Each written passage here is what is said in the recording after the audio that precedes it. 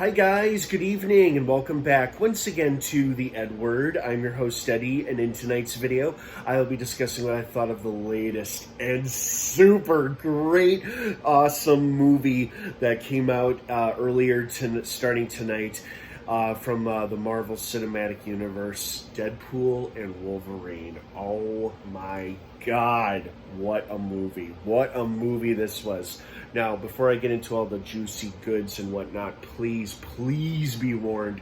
This is going to be a spoiler, and I mean spoiler-filled review. So if you haven't seen Deadpool and Wolverine yet and you plan to watch it at this point, opening weekend, do not keep watching or listening to this video, as I will be discussing massive spoilers. That being said, you have been warned. Let's dive right back into it.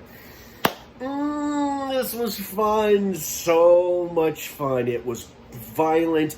It was gory. It was exciting. It was hilarious. Funny as hell.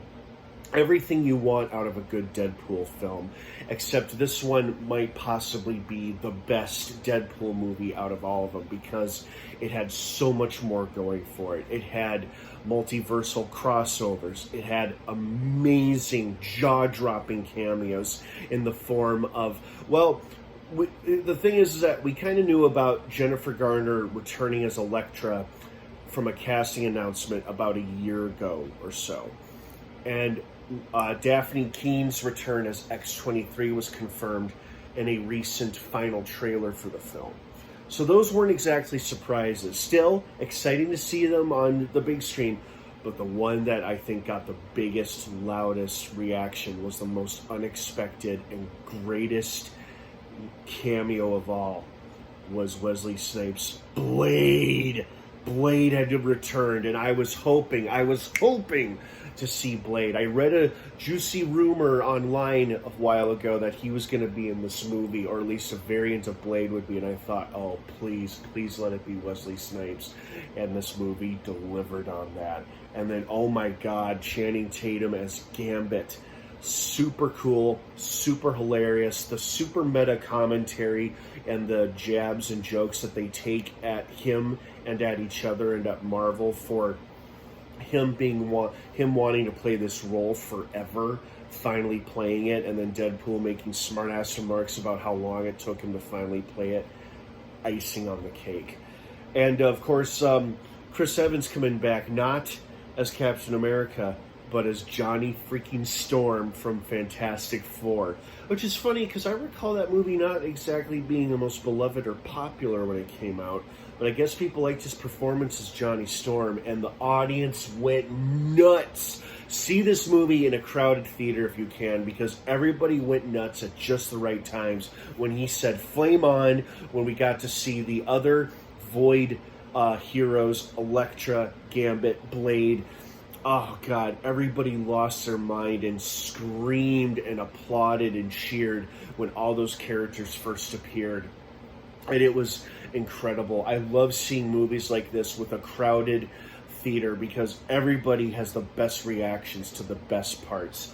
And the music was incredible. The song choices were great. They were funny, they were catchy, they were popular songs, and and the way the songs fit with the actions or fight sequences, whether it was Deadpool killing TVA guys or Deadpool and Wolverine fighting each other or fighting all the Deadpool variants, the song choices were phenomenal. It was like something out of a James Gunn film. It felt like a James Gunn movie, the way James Gunn masterfully picks and chooses which songs go with which action sequence in his respective comic book movies, and that's what these sequences in this movie reminded me of. You know, a James Gunn film, who I'm a big fan of, and I just really love the song choices throughout this whole film. And of course, everybody was great in it. The performances were outstanding. Ryan Reynolds, Hugh Jackman, everybody did a fantastic job in their respective roles, good guys and bad guys.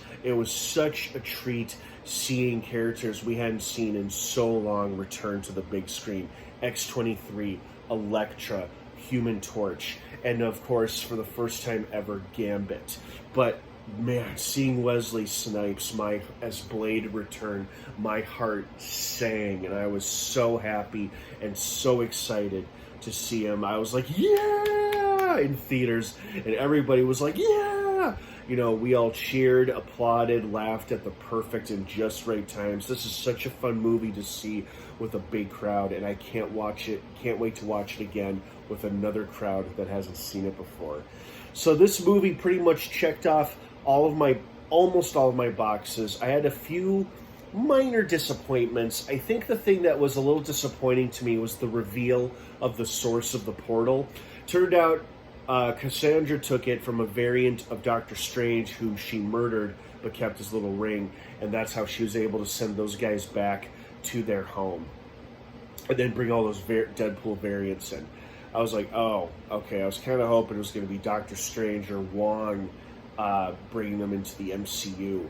Which is funny because with the exception of the scene with Happy Hogan, neither Wade nor Logan actually made their jump or way into the MCU. They stayed in the Marvel Fox timeline, the timeline where Logan, the real Logan, remains dead, and Wade is still, and his friends are still living their lives.